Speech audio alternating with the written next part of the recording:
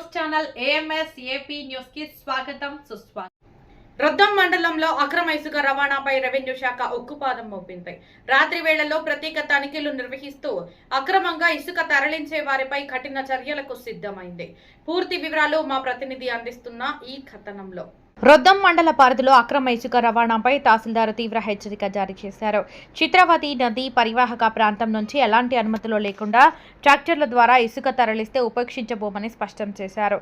అక్రమ రవాణాలో పట్టుబడిన వాహనాలను వెంటనే సీజ్ చేయడంతో పాటు సంబంధిత వ్యక్తులపై క్రిమినల్ కేసులు నమోదు చేస్తామని తెలిపారు.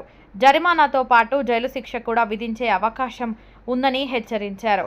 రెవెన్యూ, పోలీసు, మైనింగ్ శాఖల సమన్వయంతో ప్రత్యేక బృందాలను ఏర్పాటు చేసి ప్రతిరోజు రాత్రి 10 గంటల నుంచి తెల్లవారుజామున 5 గంటల వరకు ఆకస్మిక తనిఖీలు నిర్వహించనున్నట్లు వెల్లడించారు. పెద్దమంతూరు సమీపంలో పెన్నా నది నుంచి కర్ణాటకలోని పావగడ ప్రాంతానికి అక్రమంగా ఇసుక తరలుతున్నట్లు ఆరోపణలు ఉన్నాయని అధికారులు తెలిపారు. ఈ అక్రమ రవాణా వల్ల ప్రభుత్వ ఆదాయానికి నష్టం వాటిల్లడంతో పాటు నదీ సహజ వనరులు దెబ్బతింటున్నాయని పేర్కొన్నారు. ఇన్నాళ్లకు అధికారులు కఠిన చర్యలు చేపట్టడాన్ని స్థానికులు స్వాగతిస్తూ ఇకనైనా ఇసుక మాఫియాకు అడ్డుకట్ట పడుతుందని ఆశాభావం వ్యక్తం చేస్తున్నారు. తర్వాత పెద్దమంతూరు, చిన్నమంతూరు, నల్లూరు, రొప్పాల, కల్లకోట గ్రామాల్లో అక్రమంగా ఇసుక తరలిస్తాను మా దృష్టికి వచ్చింది. రెవెన్యూ యంత్రాంగాన్ని అప్రమత్తం చేసి వాటర్ యాక్ట్ ప్రకారం కఠిన చర్యలు తీసుకుంటాము.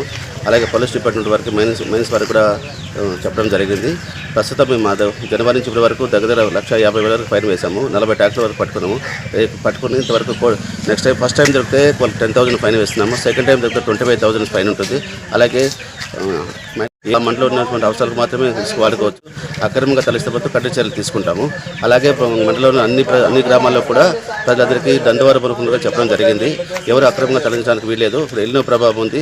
వర్షాకాలంలో సరిగా వర్షాలు పట్టినందువల్ల చుట్టుపక్కల రైతులకు బోర్లలో తాగునీళ్ళు కానీ వ్యవసాయం కానీ కరెంట్ ఇబ్బంది లేకుండా తర్వాత గ్రౌండ్ వాటర్ పడిపోతుంది. కాబట్టి అటు జరగకుండా ఇసుక అక్రమంగా తరలించకుండా కఠిన చర్యలు తీసుకుంటాం.